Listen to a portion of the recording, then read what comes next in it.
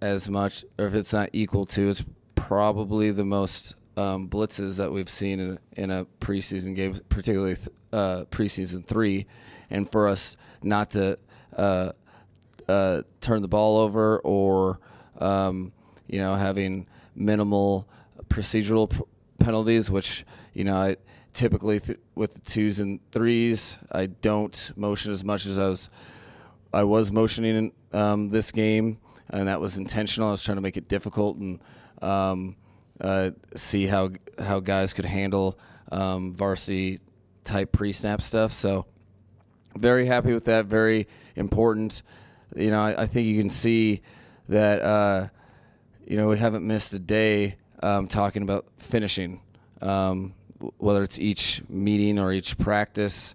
It's been a very important part of the things that we've been doing, and that in conjunction with, I think guys have really taken the opportunity to be leaders on the team, and really that leadership.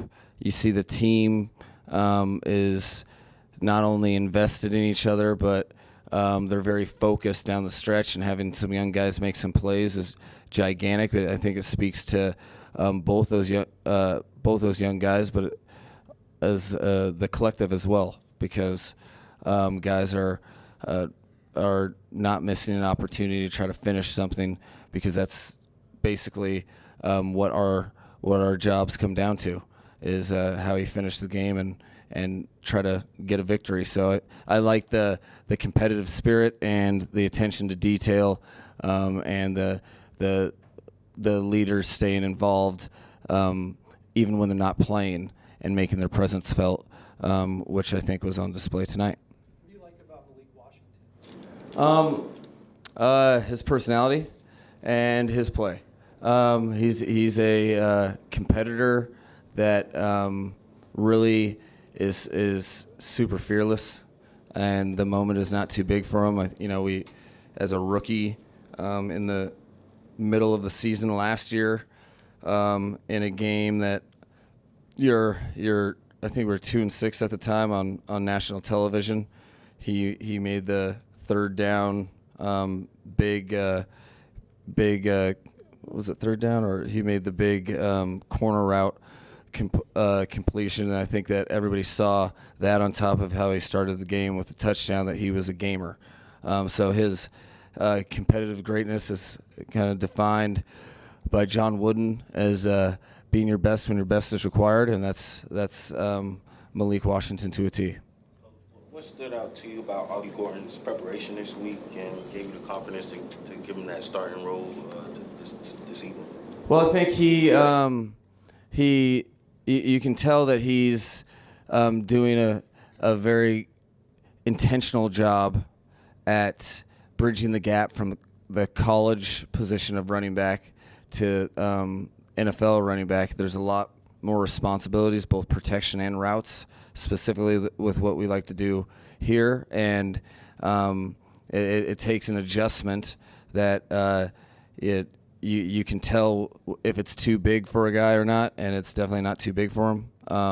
However, there's the biggest thing with rookies, and you hear it every year about rookie walls at some point in time, and it's a journey that has to be relentless. So it'll that's the next stage for him in terms of the next couple of weeks before we play a game. You can't take your foot off the gas, or you're quickly humbled. So it'll be important for him to continue his diligence and not or get comfortable in being uncomfortable with his studies and his assignments, because he has to keep pressing forward to continue to have growth in his game like he is having. Having Jaron Waller go through warm-ups but not play, was that just to get him to go through a pregame routine, even though he hasn't had significant practice work? Yeah, that was very intentional. There's him. There's a couple other guys that I kind of had to go through warm-ups, but I planned on not playing. and he had no setbacks. It was he had a good pre game workout, and so he looked good, and excited to see him next week. I believe I saw Jason Marshall Jr. take some first-team nickel corner reps. How do you think he fared, and just where is he on the depth chart at that position, considering Mike Hilton? I think I'll have to see the tape for the nuanced things. I know, for each play and how he'd grade out, but it definitely didn't look too big for him, and it's impressive because it's a more challenging position that you get really exposed if you're off your leverage or out of your run fits. You're essentially a DB linebacker when you're playing that position, and that was something that I think probably having Mike here has helped him in that process. I've been very impressed with how he's kind of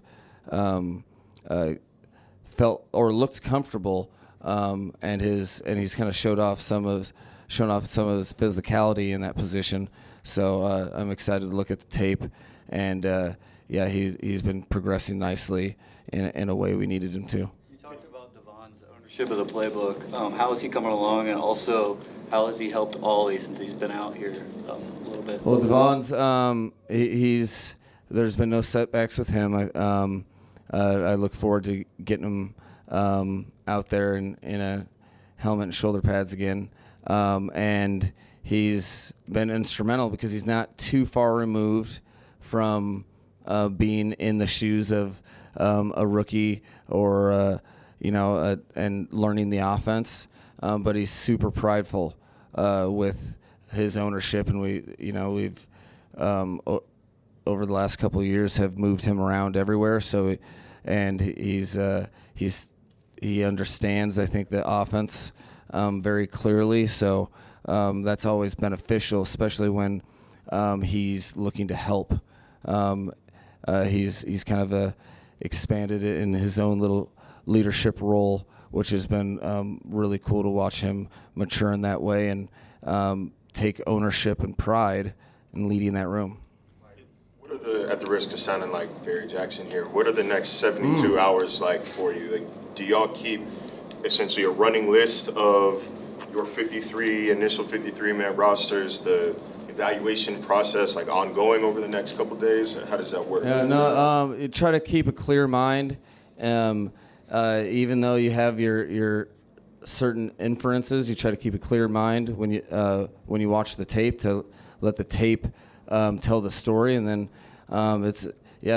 what I do know is this team and the collection of 90 have made our jobs very difficult. So the way that looks is you go in tomorrow morning, you watch the tape with the coaches, and I'll get together with all of them, and then get together with the coordinators and with Chris, and we'll start chopping away at some of these difficult decisions. But it's not easy by any stretch. I really keep myself from making any rush to judgment, and allow guys to really play it out and try to settle things on the field. So that involves both game tape and practice tape, a lot of tape of what their resume essentially, and then fitting that puzzle piece together,